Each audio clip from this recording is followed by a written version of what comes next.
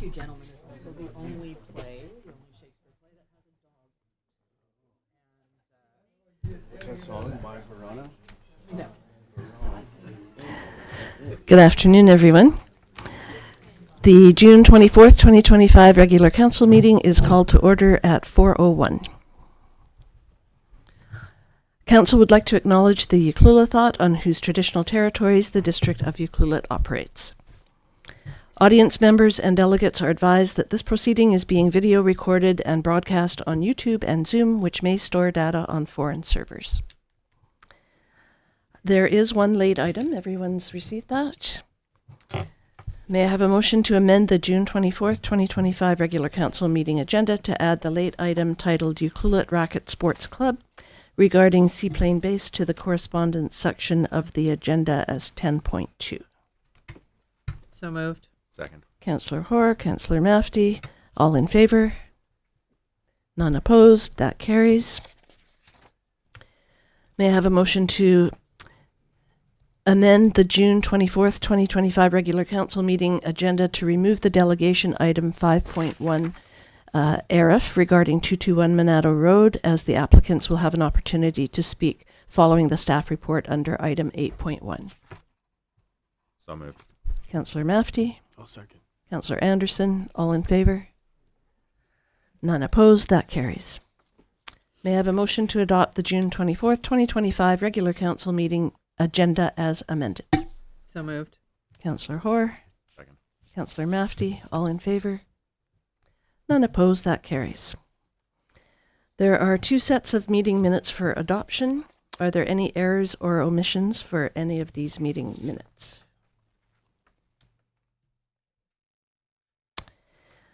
Seeing none, may I have a motion to adopt the June 9th, 2025 special council meeting minutes as presented? So moved.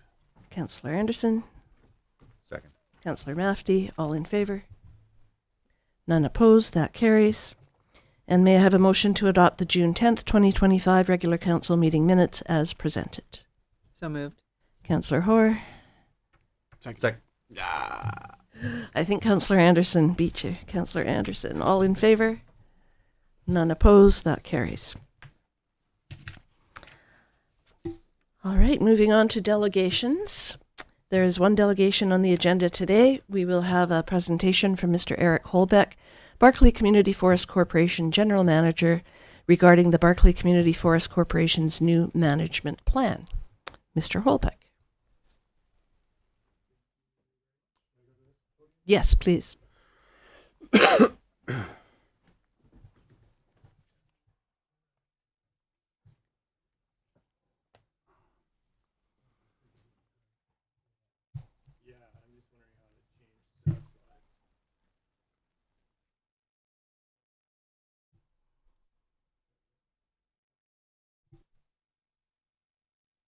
Welcome. Thank you. All right. Yeah. Thank you, Mayor McEwen, for the introduction and the welcome. I am here to give a presentation on behalf of the Barclay Community Forest Corporation. My name is Eric Holbeck. I am a forester and the general manager of the community forest. This presentation it starts with a bit of a brief history leading up to going quite far back in time, but I'll try to get it through it briefly. That leads us up to where we are now and how that has impacted the recent management plan that we have prepared for the community forest and what that looks like for the future of the community forest going forward. I'll start by acknowledging that the Barclay Community Forest is located in the traditional territories of both the Ucluelet and the Tokwat First Nations, who have been here since time immemorial.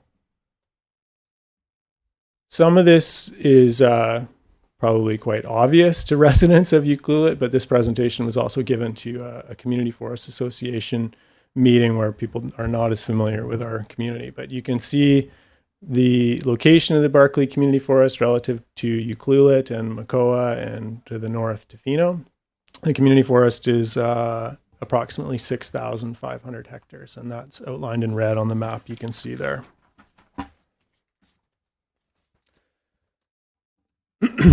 So, like I said, we'll start, 100 or so years ago when logging first began in this part of the world in the 1890s.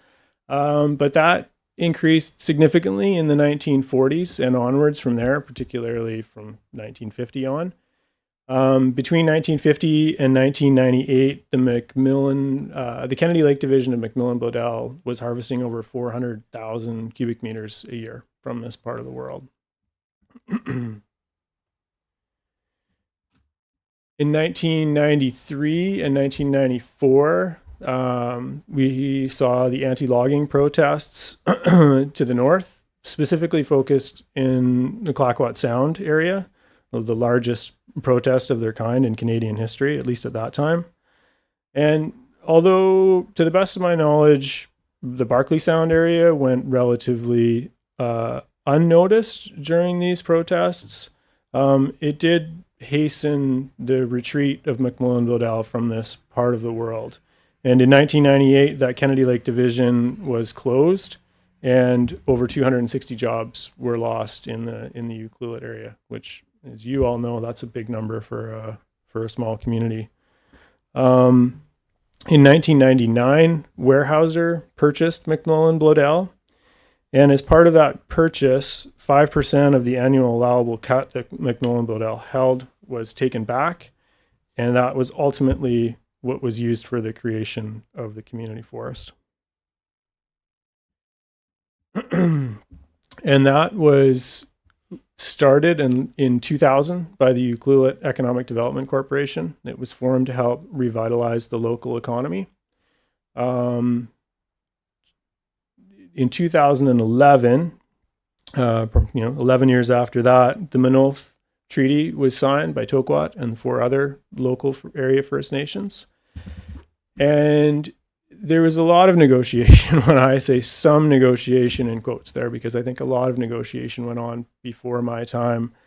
But ultimately, a community forest was awarded with an AAC of 27,000 cubic meters per year.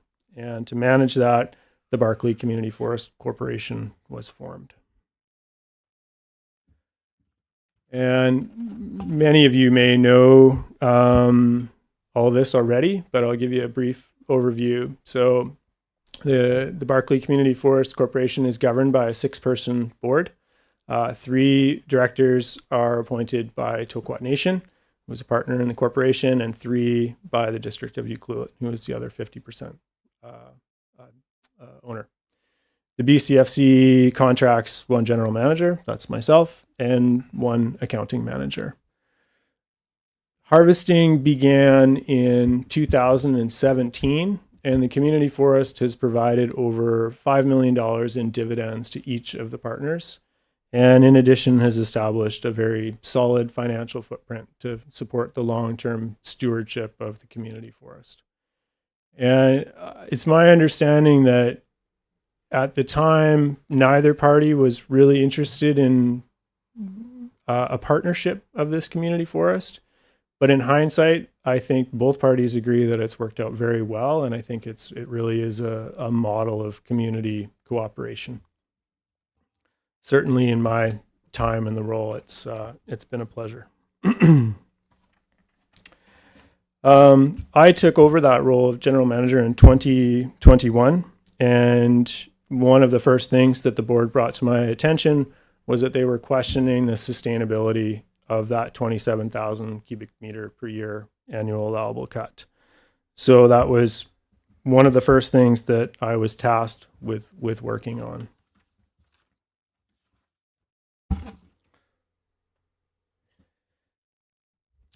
So the annual allowable cut is enshrined in the management plan for the community forest, and it's based on a timber supply analysis.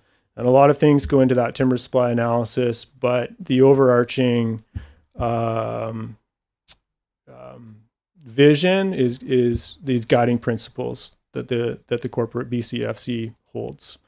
And these were revised for the new management plan and made a little bit more succinct from the first management plan that the community forest had.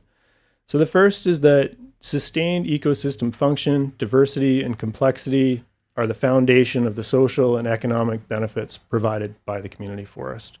So in short, if you don't have a healthy functioning forest ecosystem, you don't have a healthy functioning business or a healthy functioning community forest. The second was an acknowledgement that local indigenous knowledge, cultures, and traditional practices are integral to the proper management of the community forest. And that all persons with an interest or involvement in the management, use, or operation of the community forest will be treated with respect. And the fourth, forest management decisions are made to ensure the long-term economic viability of the community forest business. And I think those are important to keep in mind, and those we reflect on and really guide the decision making and management of the community forest. So with this new management plan, it was understood already that we were moving away from the harvesting of any old growth stands and transitioning to harvesting lower volume and lower value second growth stands. But that the community forest also encompasses a range of opportunities for other non-timber harvesting opportunities. So now we get into a little bit more of the technical side of the work on the new management plan. So the timber supply analysis is guided by the inventories of all the various resources that the community forest encompasses. And we started by updating those as best we could with the best available information we had. So we used LiDAR data that the community forest had acquired to update our road and stream inventory. We used the provincial vegetation resource inventory to update the timber supply, the timber inventory. The previous timber inventory was based on an amalgam of Macmillan Bildells Tree Farm license inventory and some from the Arrowsmith. So quite old, quite outdated, and not consistent. So while the provincial vegetation resource inventory might not be perfect, it was certainly an upgrade on what we had previously. And then we wanted to look at what an old growth management strategy would look like. That was identified by the board as a significant topic of interest for both communities and for the region, and we know for the broader public as well.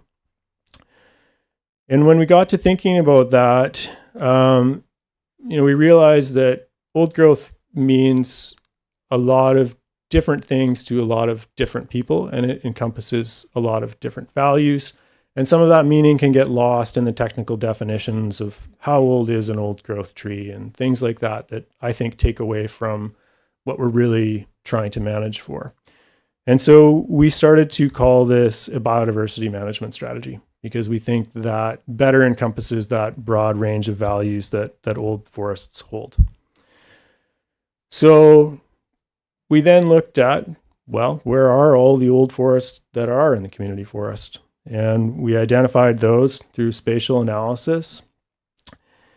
And then we started looking at the other areas that we didn't feel were going to be part of the timber harvesting land base, areas where we would grow and harvest timber in the future. So we looked at existing legal reserves.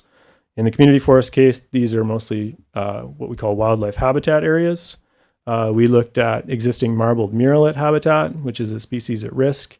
This marbled murrelet habitat is not necessarily legally enshrined in a reserve yet, but we know it's an important feature. We looked at important cultural heritage areas and our archaeological sites. And then we looked at areas that we know to be physically or economically inoperable. And that expanded our patchwork of legal reserves, but it wasn't quite complete. So we tried to connect all these up with meaningful corridors between them so that we had connectivity between all of these areas. And when we got done, we called this biodiversity management zone. And it encompasses 2,720 hectares, or 41% of the community forest. And within this, we also wanted to look at ecosystem representation so that we felt that the biodiversity management zone accurately reflected the range of ecosystems that are within the community forest. And this wasn't just poor sites or rock knobs or very steep slopes and those types of things, that it was reflective of all those ecosystems. And we did an analysis of that using, again, the best available information we have, which is terrestrial ecosystem mapping from the province. And we found that even at a first crack, we had a minimum of 30% of all the major site series, which is forestry speak for ecosystems, within the community forest. And we felt that was a good minimum baseline. 30% is below 30% is largely considered the threshold below which you enter high risk of biodiversity loss. So we removed this biodiversity management zone from contributing to our timber supply analysis and what the overall AAC would be for the community forest. But we specifically didn't preclude harvesting from it, or that the boundaries might change. Because while we have much better information about the community forest than we did previously, we haven't set foot in every corner of it, and there's likely things, important features on the landscape that we don't know about, that we want to manage for. And we also think that it's very possible to harvest from the biodiversity management zone without compromising ecosystem integrity. So while we're not counting on it to contribute to our AAC, we also don't consider it to be a static reserve. Ecosystems are dynamic, public expectations are dynamic, and our knowledge and understanding of the community forest is also growing too. So we wanted this to accurately be reflected in our annual allowable cut, but we also want to have the flexibility to manage as we get better information. So 42% is a significant number, but interestingly, this is only 15% more than what the previous management plan would have considered harvestable land base. So I think we've done a very good job of having a much better, much more robust biodiversity management strategy, while also balancing the economic impact to the corporation and the two partners that hold that. So there's another key piece to how we arrived at our AAC. Removing the biodiversity management zone from the timber supply analysis dropped the annual allowable cut from 27,000 meters a year to approximately 18,000. But 18,000 assumed that we would be harvesting second growth stands at 50 years of age. And we know from experience that is very unlikely to be economically feasible. It also has some ecological impacts as well. So we redid that model, setting the minimum harvest age to 90% of culmination. Culmination age is the point at which tree growth starts to slow down. And for cedar in this part of the world, which is our leading species of second growth, or at least what we're planting now, that's 90 years. So we're going from 50 years to closer to 80 years as a minimum harvest age. And given the profile of stands in the community forest, that further reduced the AAC to 12,600 cubic meters per year, which is a 53% reduction from where it was previously. And that historical context, I wanted to give you that because that is how we've ended up here with predominantly second growth stands that are not merchantable at this time. So there's the past definitely informs the future in this case.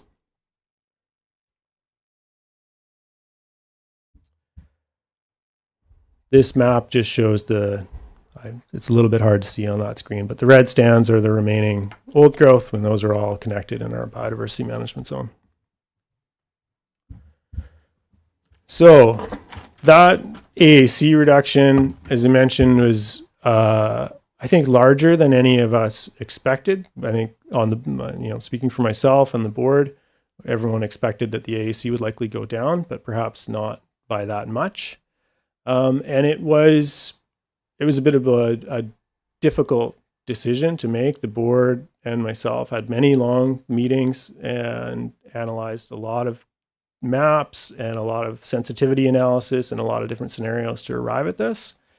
But I think now that we've made that decision, we all feel quite good about that because the future looks much more optimistic now. As we let those second growth stands mature, the AAC, the long run sustained annual allowable cut, will increase to close to 20,000 cubic meters per year. So that starts to tick up in about 35 years. So we're really looking at a more optimistic future for the next generation, which I think is a very good story. And in addition to that, we will be harvesting second growth stands with a higher volume and value per hectare than if we were logging them at a young age. And with the biodiversity management zone and the other areas that we've excluded from harvest, such as riparian areas and other inoperable areas and sensitive sites, in the long run, we see old forest representation in the community forest increase to over 50% of the land base. So it was a lot of work and some difficult decision making. But I would also like to thank the board for the time that they put into this and the context and insight that they provided. It's been a real pleasure to work with them. And I think that the community forest is in a really good position financially to manage and steward the community forest, and that we have an optimistic future for the next generation. And that's my presentation on the community forest and the management plan we've prepared, and happy to take any questions if anybody's got any.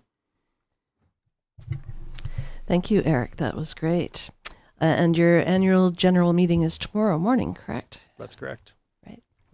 Any questions for Eric? Councillor Hoare. Just curious, how many other community forests are like a partnership like this, or are they mainly like single owner or single community? I don't have that number off the top of my head. I was recently elected as a director to the BC Community Forest Association, but we've only had one meeting. I don't have that number on top of my head. There are at least a handful of other partnerships between First Nations and other communities, and some community forests that are wholly owned by either First Nations or non-First Nations communities. But the last Community Forest Association meeting I went to in Nanaimo a couple weeks ago, I think there was a lot of interest in future community forests being partnerships like the Barclay Community Forest is. Like, they really do a good job of bringing communities together. So.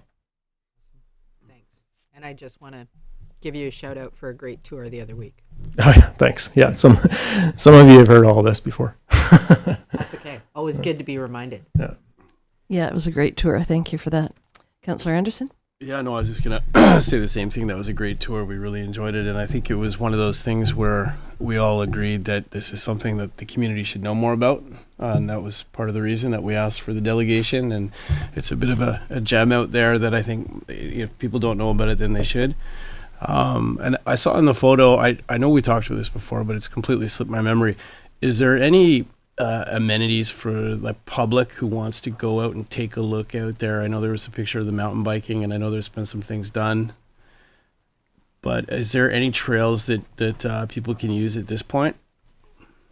There are no recreation trails within the community forest right now. The mountain biking photos are actually on Ucluithat First Nation Treaty Settlement land on the west side of Mount Ozard.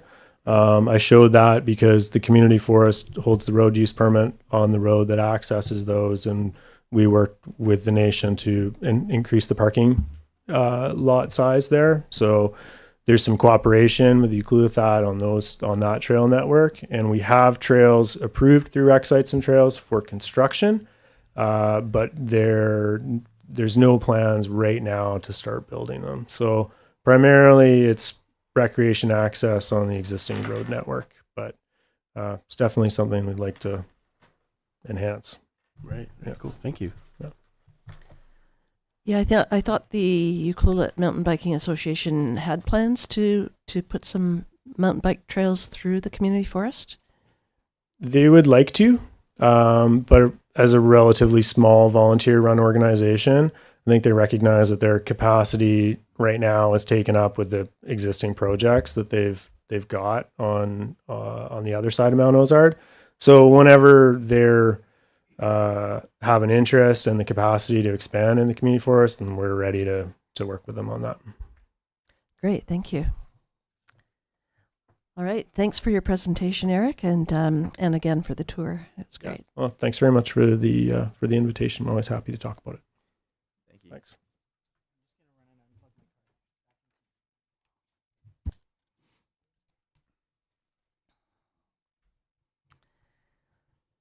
All right, we have one unfinished business item on the agenda, which is the UBCM meeting requests report, which will be presented by Mr. Chow, our Manager of Corporate Services.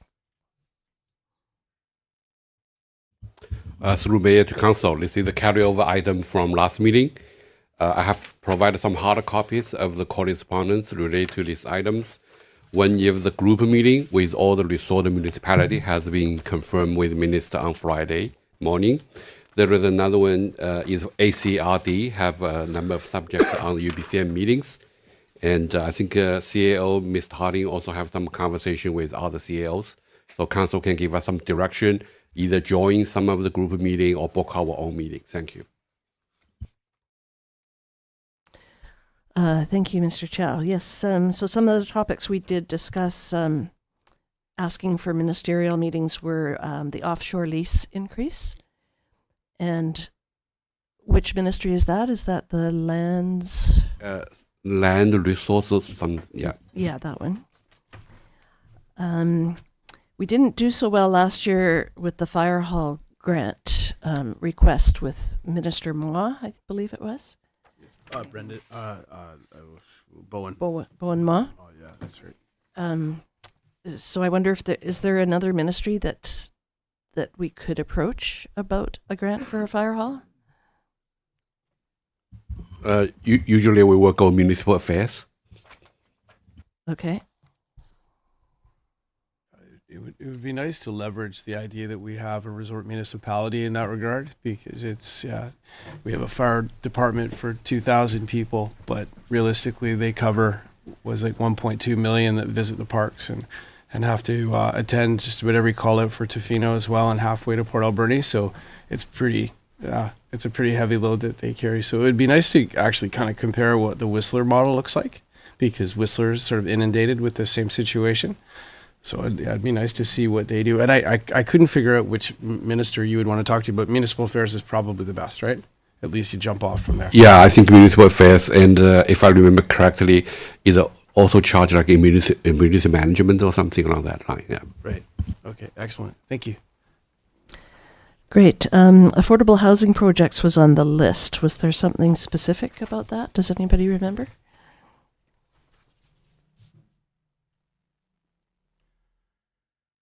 I don't think we had a specific follow-up on that, just a general interest was my recollection. Okay. And I know the ACRD has several topics that they want to talk about health services on, and we are welcome to join them in those meetings. I'm not sure if it falls under health services, but what about things like the lack of service, like transit service to Port Alberni right now, so people can't make it to medical appointments? That'd be the Minister of Transportation and Would it? Transit. Yeah. But that's Question though. yeah, I don't know it. I mean, because in many ways out here, health is tied to access and transportation. I mean, I can take a bus to Nanaimo, but I can't take a bus to Port. Yeah. It's ridiculous. Yeah, it is.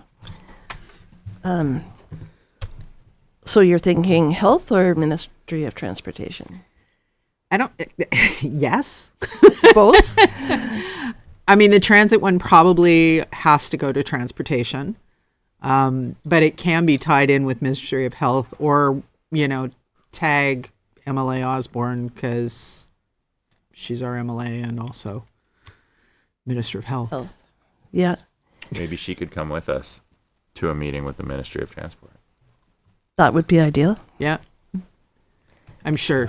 All the time in the world to shoehorn that meeting in amongst other meetings. But I mean, worth an ask, because nothing ventured, nothing gained, right? But I think it's an important one. So invite Minister Osborne to come with us to the Ministry of Transportation meeting. Yeah. I think so. And if we are meeting with the Ministry of Transportation, we did have a discussion about having them divest some or all of Highway 4 to us. So that would be another topic that we could bring up with them. Mm-hmm. Oh, I was gonna say, just circling back to the affordable housing part, I had had a quick chat with Josie about the possibility that Island Health is essentially partnering with BC Housing. So they would be looking at potentially, if there was a new development in town, that they would want to earmark some units for Island Health. So that might be worthwhile, and that'd be the housing minister, right? Obviously, Ravi Kahlon.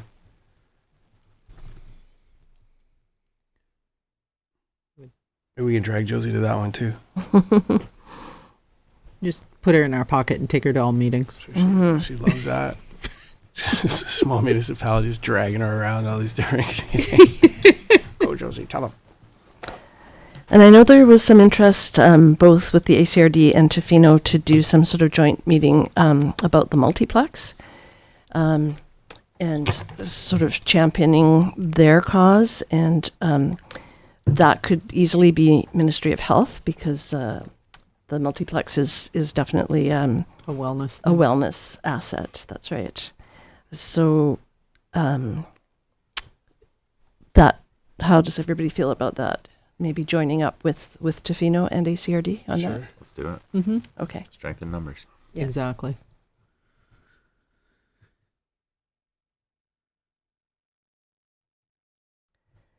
And as I said, the ACRD have several topics that I forwarded to all of you about the health services. And one of them was reinstating the regional health boards in rural BC. The second topic was expanding career life connections with a rural practicum program. And the third one was strengthening rural healthcare through scope-based compensation models. So those things probably resonate with you, Councillor Anderson. Yeah. Yeah. Indeed. So they, at our last ACRD meeting, we spent a couple of hours crafting 3 resolutions for this. So yeah, I think we could definitely join them on that. Yeah, that sounds great. What would be worthwhile? I just thought of this now. Potentially having a meeting with Jobs and Innovation, talking about Coast and DFO and Seaweed. I wonder if we could wrangle those together, if that makes sense. Would that be Jedi? Probably, right? Jobs. It would be Yeah, I Jedi. would think, yeah. Is that worth trying to? Yeah, I think so. Because we're talking with Coast quite regularly now. Right. And North Island College just had that seaweed Symposium. thingy. symposium here. Yeah. Yeah, and I'm like, every time I walk through Davison Plaza, I'm like, oh, I miss it. I miss seeing NIC there. Yeah. It's it feels like not having that post-secondary access here is. I mean, I get that they're doing more of a mobile model, and I do understand why they did it, and their lease was up, so double whammy. Yeah. But yeah, it's certainly something that I think the kids having access to post-secondary or innovation of any sort is a good thing. North Island College has talked about maybe having an office at the high school, Right. so that the kids would have access to information about post-secondary education availabilities. So I don't know where they're at with that conversation, but they are talking about that. Does that I think give you? Jedi is a good one. I think Jedi is a good one. Can we set that up with Jobs and Innovation? What is it? Jobs, Economic Development, and Innovation? So if I just repeat to make sure we're on the same page, council requests us to book a meeting with offshore lease. We find the ministry, also with municipal affairs on fire hall grant. Another one is the MOTI and the transit on the transit from Ukraine to Port Alberni access medical service. the job and the innovation on the coast and other initiative. The other is like join other people's meeting. We simply will just email the ACRD. They just tell them we would like to be joining their meetings. Right. Okay.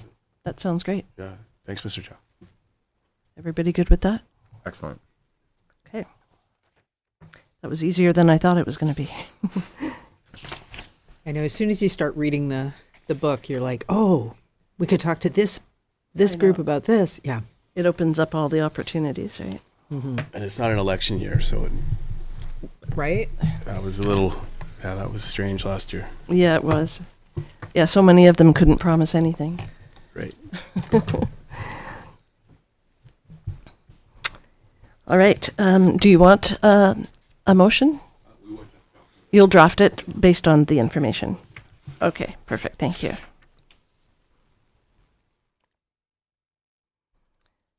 All right, there is one bylaw item on our agenda. This is the temporary borrowing bylaw number 1378, 2025, and it will be presented by Mr. Cadman. Thank you, Mayor. So council's given the first three readings to the temporary borrowing bylaw on May 13th. I sent the bylaw to the MFA just so they could give a quick review to make sure it has all the final go-aheads.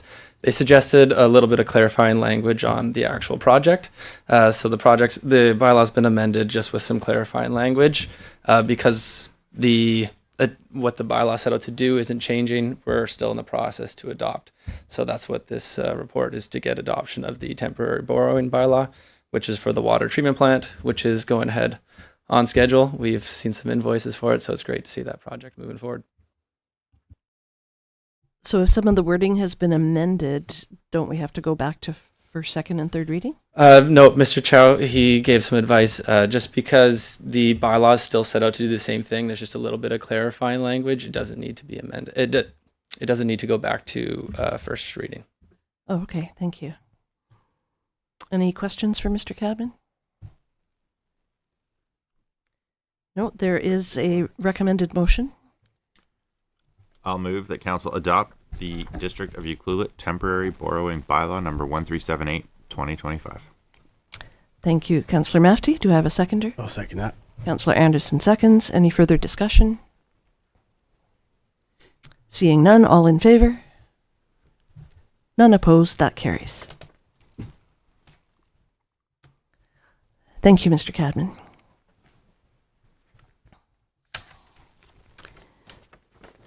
The only report item on the agenda today is 221 Monado Road, Arif, rescinding of third and second readings and reintroduction of second readings of OCP amendment and rezoning bylaws number 1366, 2024 and 1367, 2024. This item will be presented by our Chief Administrative Officer, Mr. Harding, as well as Tyler Brown from McElhaney. Mr. Harding. Thank you, Mayor. The next, you hear me okay? Mm-hmm. The next item before council tonight involves a procedural matter regarding the 221 Monado Road development application from ARIF. This concerns our OCP amendment bylaw 1366 and zoning amendment bylaw 1367, both from 2024. As council will recall, we held a public hearing on January 21st and subsequently gave third reading to these bylaws on January 28th. However, following third reading, council can't receive new information, and there was signs that new information was coming forward. So working with the applicant, we decided let's come back, make sure all that new information is in front of council now, and then for council to reconsider. In addition, we've been working closely with a proponent who has some other changes which they want to bring forward and show council. So ideally what we'd like to do is definitely rescind third reading of the last two bylaws, and then reintroduce some of the changes to council on the proposal today. And then there's just been some last minute information just working this afternoon that we might still need to come back to council with a little bit more clarification, but we still would like to introduce what Mr. Brown's been working with ARIF on, and then also have ARIF come and present to you where they're at with their proposal. So with that, I'm going to introduce Mr. Brown, who's been helping the district working with the proponent and ourselves on this file, and so I'll let him explain all the details to you. Mr. Brown, thank you. Thanks, Mr. Harding, and good evening, Council. Nice to be here with you. Mr. Harding covered at a high level.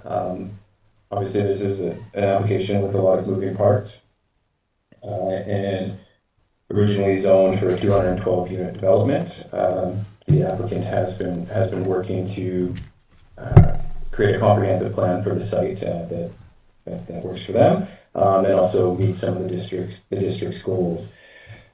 With this application, there's in any development, there's a variety of development approvals that need to occur. Obviously, there's the zoning and the OCP amendment, and that is what the report before you tonight sets out to deal with. There has been information presented to you in the past that also, with regard to draft development permits, some information around subdivision. What we've tried to do here is, and work with the proponent to sort of tease out the appropriate stages of development, and get the most pressing matter cleaned up and sorted out before work is still happening on those other aspects of the development, but making sure that we're being very clear and transparent with the information, and that we're not mixing or have the potential to mix different development approvals all in one stage of development. So as Mr. Harding highlighted, there was a need to come back and rescind third reading of the bylaw. What we're actually proposing as well is rescinding second, just because there's been the proponent in the background has done a couple things that are highlighted in the report. But one is as they work on their own pro forma, they're looking to change some of the phasing of the development. Most importantly, moving attainable home sales to a different portion of the site within Phase A, and they're going to come on and explain some of these changes for it to you as well. What this is doing is essentially moving attainable homes so they can be more rapidly built outside of the more expensive area of the parcel. This would allow them to realize the attainable home sales quicker, and ultimately accelerate the delivery of affordable housing. Another change is there was a cap for short-term rental use. It was limited to 29 units maximum. The proponent will be coming forward to request that cap be lifted for a portion of the site as they work the different phasings. And with that said, it's not like it's just short-term rentals anywhere. It would be limited in the zoning. And then sort of thirdly, the big change is a bit of regulatory simplification while meeting the intention of the previous zoning that you saw.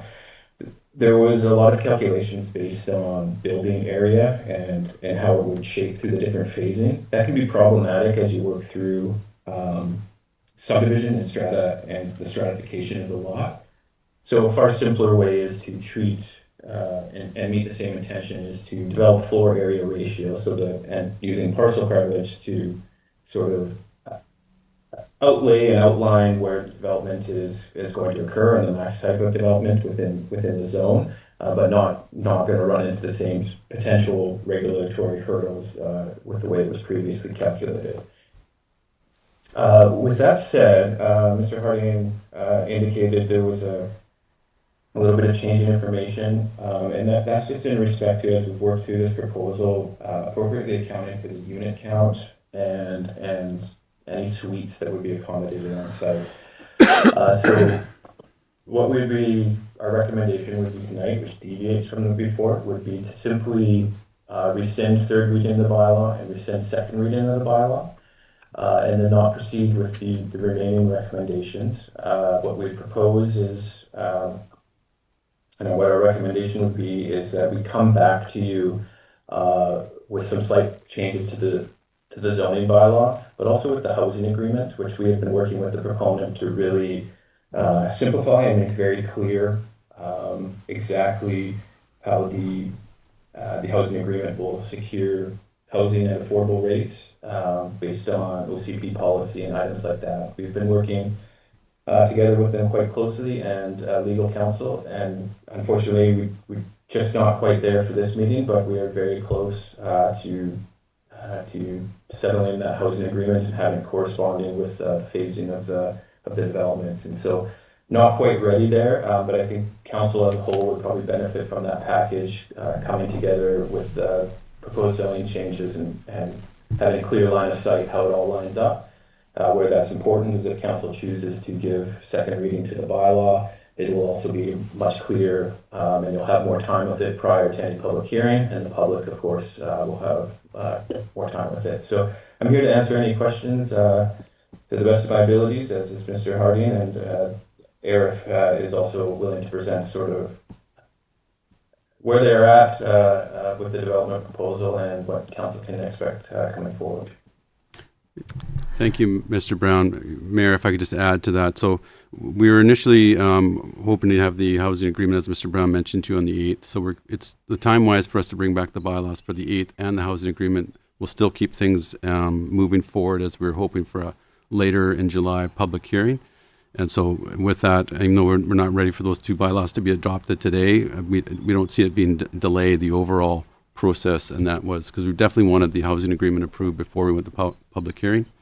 Or at least the bylaw to be introduced to council for the housing agreement. So with that, I just think we're still on schedule. We're as fast as we think we can go. And with that, I'll turn it over to any questions to myself or Mr. Brown. Okay, thank you, Mr. Harding. I had the housing agreement under next steps, but now you're saying you want it combined with second reading?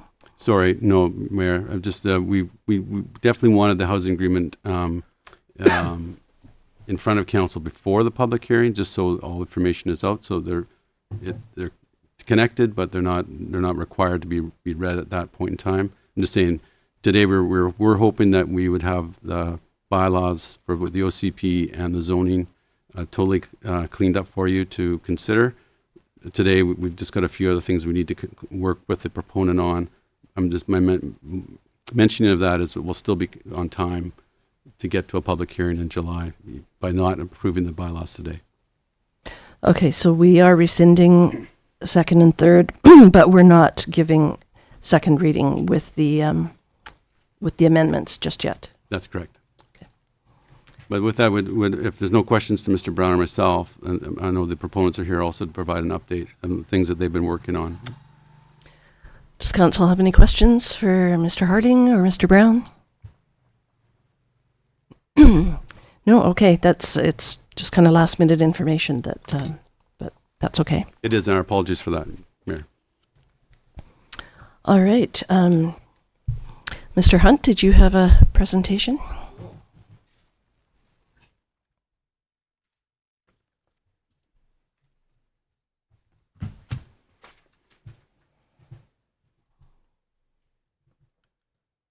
The timeline is through the mayor. The timeline isn't necessarily elongated by this process. It's just making sure we have the housing agreement somewhat in place in front of council before the public hearing. That's the idea. Yeah, that's on the for the housing agreement, but also I'm just mentioning, like, we were really hoping that we'd have this ready for you for the zoning amendment and the OCP amendment. My point with connecting them together, maybe I shouldn't, it's just that by the 8th we'll have this ready for you as well as the housing agreement. Right. So all information will be up in front before the public hearing. Right. Excellent. Thank you. Okay, Mr. Hunt. Hi, through the mayor, Joshua Hunt. I'm the CEO of ERIF, and I live locally. I'd like to tell you where I live. It's somewhere on Rainforest Drive. I'm doing the Yuki Shuffle as we move from one house to the next. And I just live up from Nancy, but I forget the number of the house, so I apologise for that. But I'm sure my wife could tell me where I live. As far as the project, we won't go into too much detail, but I just want to highlight for you some of the changes. Because we've been working closely with Richard and with Tyler, we thought let's make a couple of alterations. The fact that we were rescinding the second and third reading.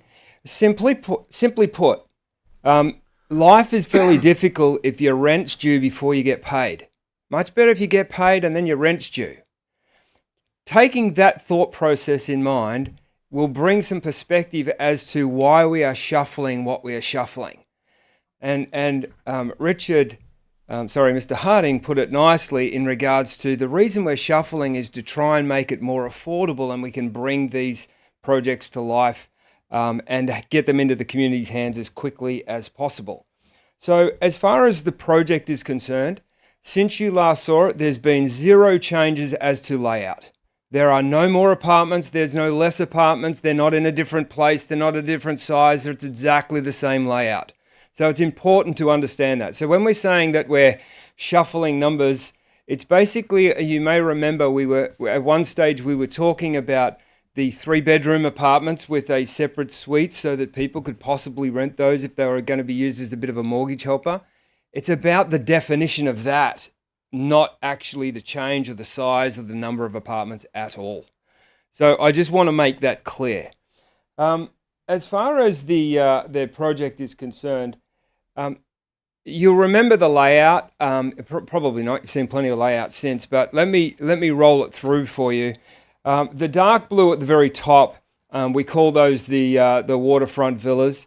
The light blue underneath them we call Lot 5. The salmon colour is Lot 1. The light green colour is Lot 2. And right down in the corner there, the yellow is Lot 4. Let me tell you what was happening, and then I'll tell you the change.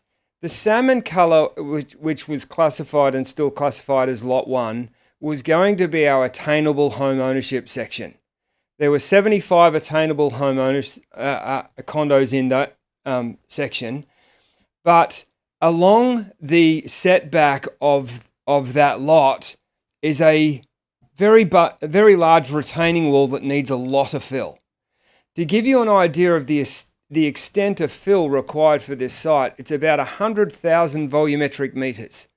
To put that into something that you understand is that would require about 3,000 truckloads of fill. If you bought 10 truckloads a day, it could take you 300 days to bring enough fill in to basically fill that portion of the site. And so what we didn't want to do is we didn't want to slow down the process of doing all of that expensive civil work while the community waits for houses to be built. Where Lot 5, which is the light blue area, needs a lot less civil work, and it's already cleared today for those that have been down there. It's already cleared today so that we could get those apartments to market much faster. And so we had this brainwave of an idea. Why are we having that as the last stage? Why not make that the first stage? Because then we can get people into apartments faster. That's the only reason for the shift. There's been no number changes. So what we've now got is Lot 5 is the first phase of the attainable home ownership section. And the salmon colour, the first part of that, which we call it stage 1 of Lot 1, also forms part of the attainable home ownership section. And the second part, which is the far left of the salmon section, will now be the market housing, which the STRs were attached to. So as far as the total changes on the site, there's the reshuffling of the timing of the reshuffling of where the apartments for the different sections are going to be, but no changes to the number. And the reason for doing it was to basically bring the timing forward. From a cost in regards to the having to pay your rent before you get paid, there's so much money in doing that civil work in Lot 1. We thought, let's do that expensive civil work measured against the apartments that you can actually sell for more money. It makes more sense, rather than have to do all of that expensive work up front and then wait right to the very end to actually try and recoup that money from that last section of stage 5. There is no changes to the phasing in regards to, we're not saying, we want to build the STRs first. They're still last. We're still building all of the attainable home ownership section first. We're still building the affordable rentals first. So there's no changes to the phasing. It's just simply where they're located, and the reason was as mentioned. The other thing that Tyler mentioned was the cap on the STRs. So previously there was an STR cap of 29 condos in that section, and we're asking for an increase to 46. Let me tell you the reason why. This project is costing a lot more than what we first anticipated. there has been numbers of reasons, which I won't go into now, of the reasons why the costs have been dramatically increased. I just came out of a meeting just before this one, and those costs are hitting $5.9 million in additional costs. Now, those costs, as most of this is being built for a non-for-profit, has got to be absorbed somewhere. Now, kindly, we're acquiring this site, and the vendor has kindly reduced his sale price so that he could try and help accommodate the need for housing in the community. And secondly to that, we need to try and pull some money back in to try and offset that. Now, to be totally blunt, let's just talk about the number, making the math. An apartment with an STR is worth $100,000 more than one that doesn't have it. So giving us 17 more basically is going to bring an extra $1.7 million into the project. We need that to try and offset the $5.9 million worth of more expenses that we're having to absorb that we didn't anticipate having to absorb. And so that's really what it's all about. It's not about, oh, we want more STRs. It's not about that. It's just trying to make this thing balance in regards to the commercial viability of it.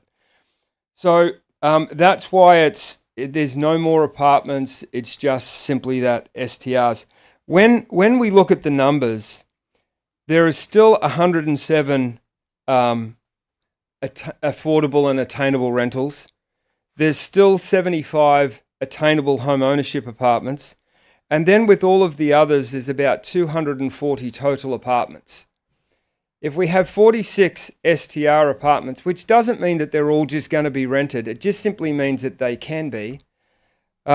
What it really means, if you look at the entire project, 77% of this project is affordable and attainable housing. 23% of it falls into the other category. So I still think it's a very good result for the community. And I think that it also needs to be viewed in the light of the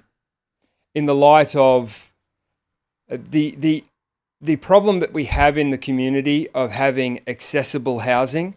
By the time we get to that, it's going to be solved, because we're going to have delivered close to 200 dwelling units to the community. I put this picture on the site here because the second one down, what you can do is you can see in here the size of this retaining wall compared to the picture above it, the size of that retaining wall. That is the fundamental difference between building in Lot 5 first rather than building in Lot 1 first.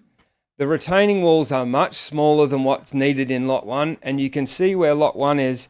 All of this lighter grey area is fill, and so most of Lot 1 is going to be built on fill. That's why we thought, let's put it later where we're actually offsetting that costs with the apartments that can actually be sold for a profit to help offset that cost.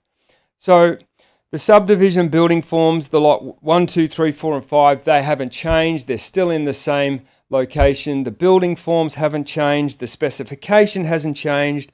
The layouts haven't changed. It's really just simply the order in which we're rolling them out and that STR difference.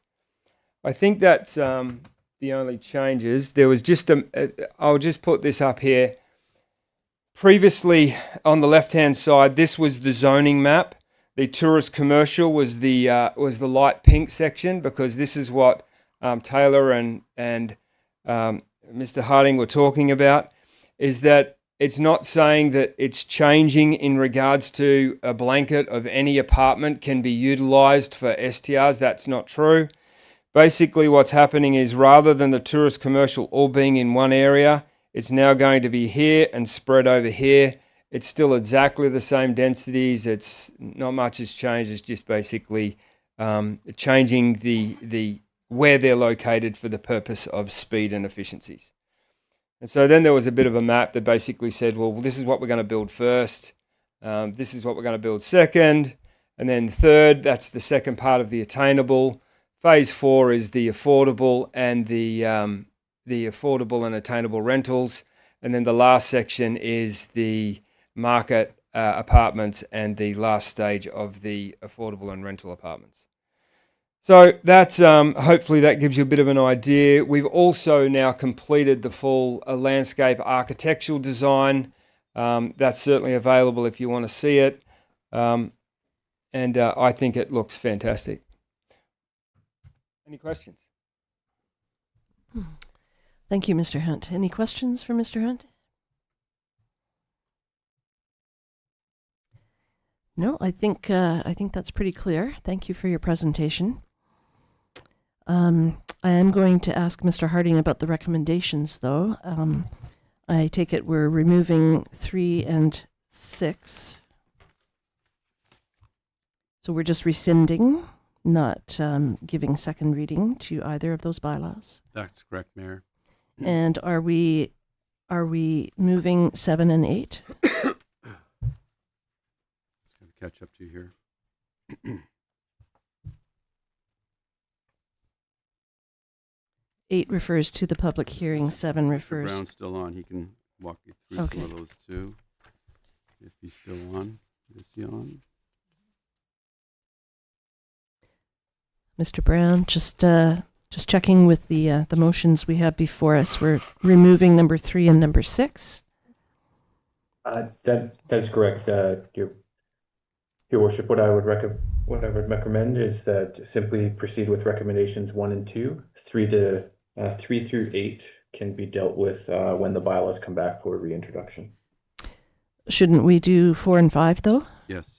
Yes. So 1 and 2 My and 4 and apologies, 5. My apologies. Yes. Yeah. 1, 2, 4, and 5, and then the remainder can wait until the bylaws are brought back for reintroduction. So 7 and 8 we're not doing then. 8 refers to the public hearing.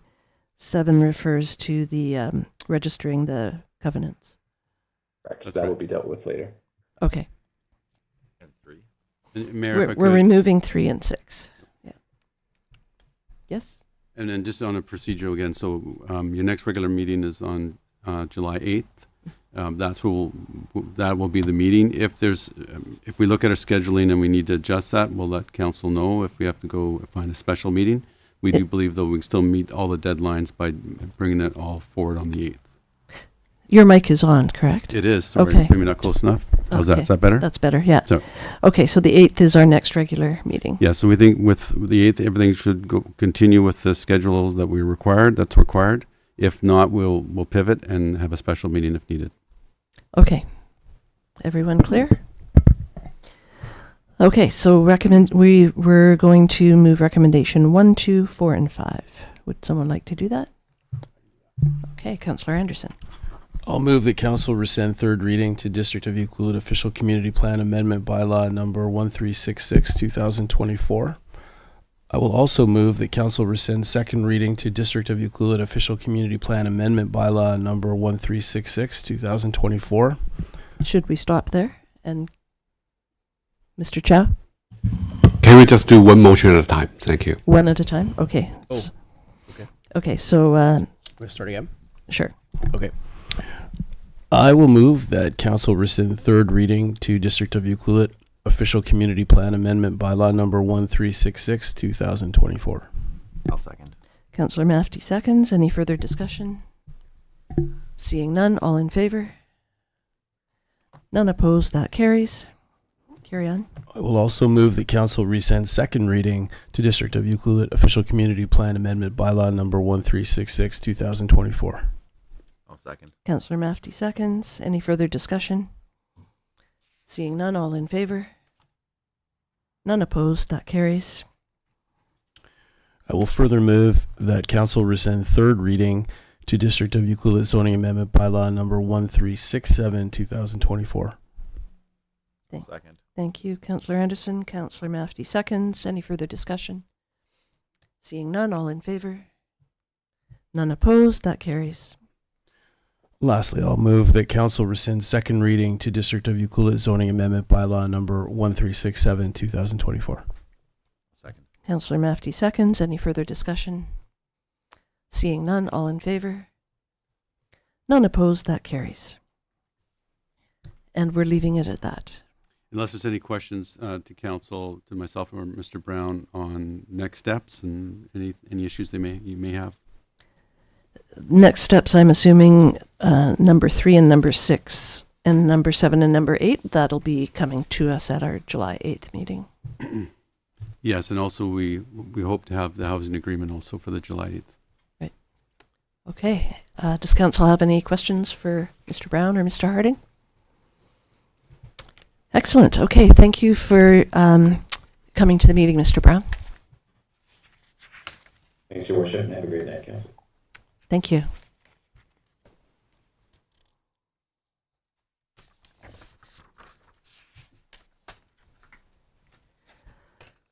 Are there any notices of motion? No, seeing none. We have 2 pieces of correspondence on the agenda. The first one is from Brenda Chaplin regarding a memorial bench. And I believe I saw something come through my email this afternoon from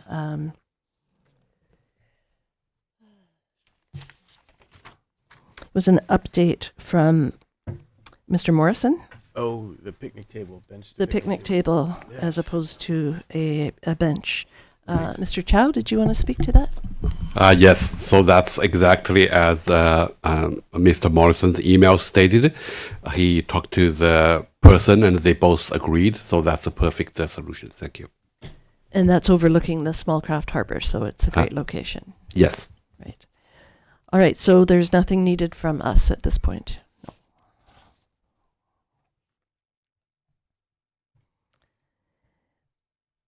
The second piece of correspondence is from Ucluelet Racket Sports Club regarding Seaplane Base. And this is a letter asking for 2 things. They're looking for support to continue to renovate the Seaplane Base Hall, and they are also looking for support for their club to apply for a BC Gaming grant. And I have a potential motion here, redirecting this to staff, if I may. Mr. Harding? Yes, thank you, Mayor. Because one of the things I was mentioning is, as council's well aware in the community, you're undertaking a Parks, Recreation, Culture Master Plan at the moment. This is perfect information to be sent as part of the master planning process as you look at all the different recreational, cultural park issues that you're going to need to look at a district. This would be just one of those items. And since the Seaplane Base Rec Hall is sort of scheduled for demolition, staff will sort of take that into account and with their recommendations. Yes, Mayor. So that part of the master plan will look at that facility and other options for the community, that community space as well as others. Perfect. Thank you. Okay, I will move that council direct staff to review the requests outlined in the letter and provide costing timeline and any other relevant information at a future council meeting. I'll second that. Councillor Anderson seconds. Any further discussion? The only point that I would raise, having applied for these BC Gaming grants myself, it's often a kind of lengthy process. I understand that this group may want to reconsider, reframe their ask, but I don't see that it would cost us anything to write a letter of support, a letter in support of the BC Gaming grant application. It's not really our problem. I mean, I shouldn't say that because it doesn't sound good. It's not council's concern what happens with that letter as long as we support the initiative. So I don't see any reason to delay on the letter of support. And then we can see where the other pieces fall as time goes on. So I would support writing the letter regardless, no matter what, because no ill can come of it. Mr. Chow? Through Mayor to Council, we haven't seen the application. I talked to Abby before the meeting. She had some concern about the application itself because if the application is, as they outlined in the letter, continue renovation on the C plan and those things, because that haven't been identified by the master recreational plan. So if we have a letter support that application, basically means we endorse their plan. So Abby would recommend us to wait until we see the application before we decide whether we write a letter of support. Understood. Okay, I concur. That makes a And lot Mayor, of sense. if I could on the motion, staff's recommendation is not that we come back with a detailed costing to you, that it's referred and it becomes part of your Parks Master Plan deliberations and information, and that it would come back as part of your overall draft master plan as, you know, where do you want this to, is this a facility that you want and where would it go? And with that, we could have some general costing and options for council to consider. So you want me to change the wording? My staff's recommendation would be that you refer it to the Parks, Recreation, Culture Master Planning process. Okay, I'll move that we refer this request to the Parks and Recreation Master Plan process. That's staff's recommendation, but I don't see a problem with that because it's moving this in the direction that it needs to move. So you're seconding? I would second that, yeah. Any further discussion? All in favor? None opposed? That carries. So that that replaces my original motion. That's okay? Okay. Seeing nothing from over there.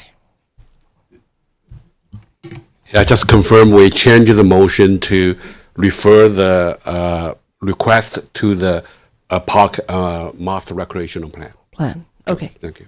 thanks. All right, mayor's announcements and council committee reports.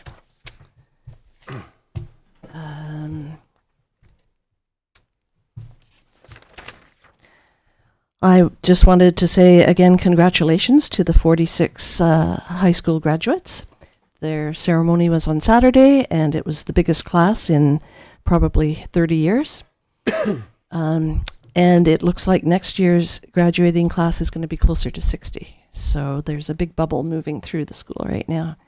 But it was a really great ceremony, and we're going to need a larger gymnasium next year, that's all. The master plan. Refer it to the master plan, that's right. And just a reminder that stage 1 water restrictions went into effect here in Ucluelet yesterday. And there is information on what you are allowed and not allowed to do. And that would be on our website, I'm assuming. So good information to have. And also just a shout out that the district is still looking for 2 volunteers for a 2-year term on the accessibility committee, and you have until 5 o'clock.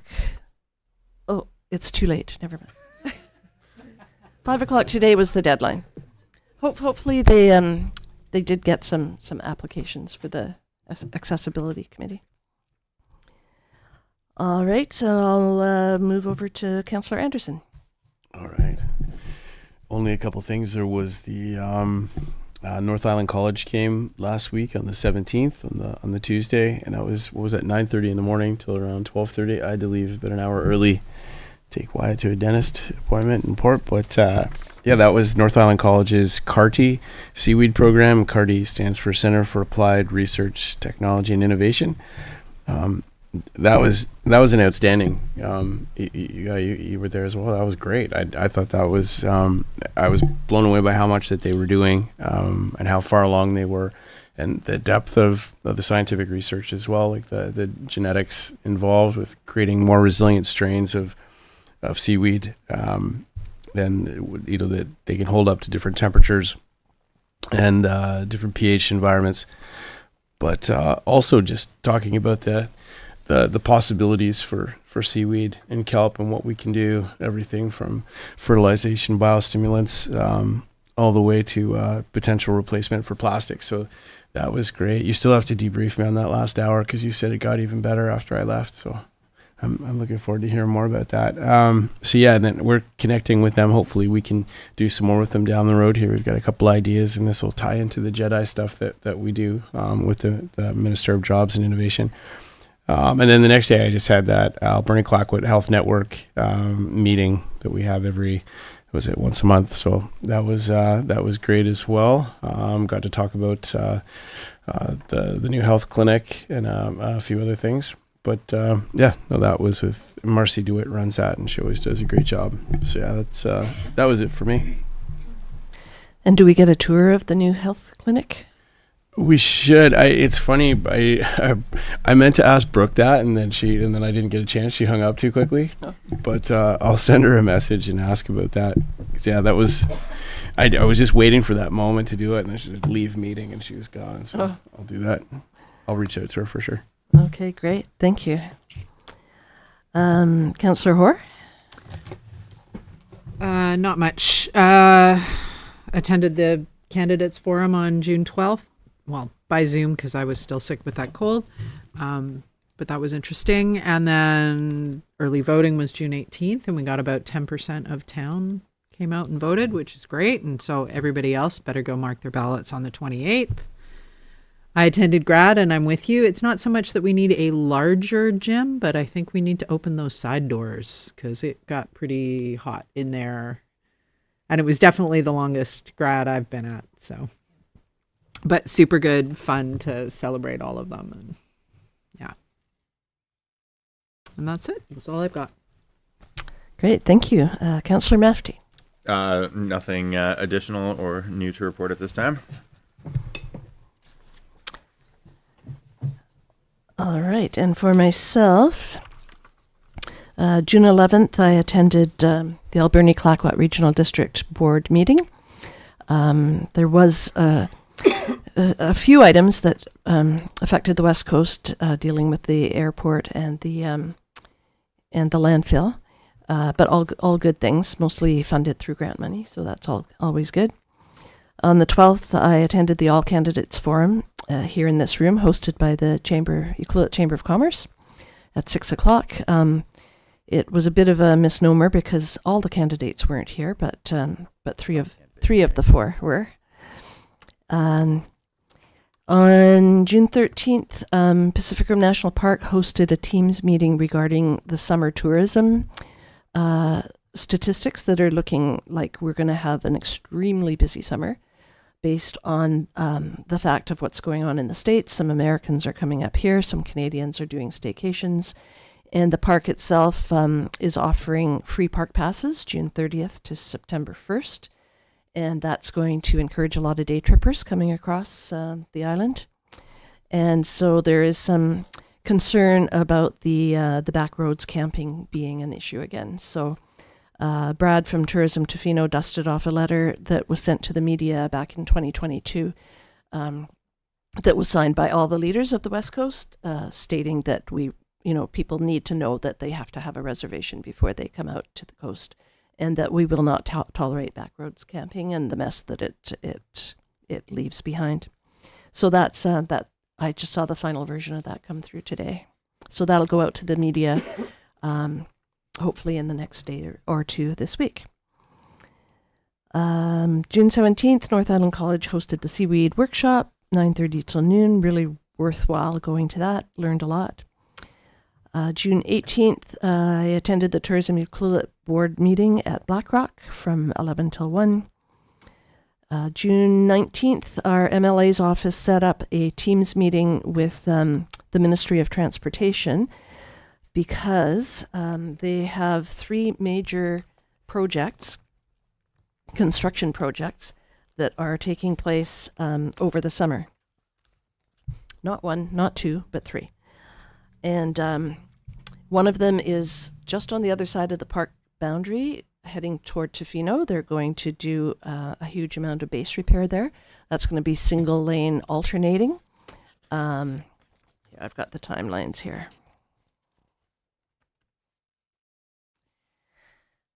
So that is going to be August till mid-September, single lane alternating. And then there's a Hydro Hill base repair, Hydro Hill West, I believe. And that is, again, base repair, so single lane alternating from July till November. And also the Taylor River area base repair and resurfacing, and that will be a little bit later, that's September through November. And the reason they have to be done in the warmer weather is because of the base repair, they can't hit the water table, so it has to be dry weather when they do this. So hopefully our tourists are going to be a patient bunch this summer. And then I went to the grad ceremony on Saturday. So that was my meetings. And I will be attending the Berkeley Community Forest AGM tomorrow morning here. That's not open to the public, though. That's a private AGM.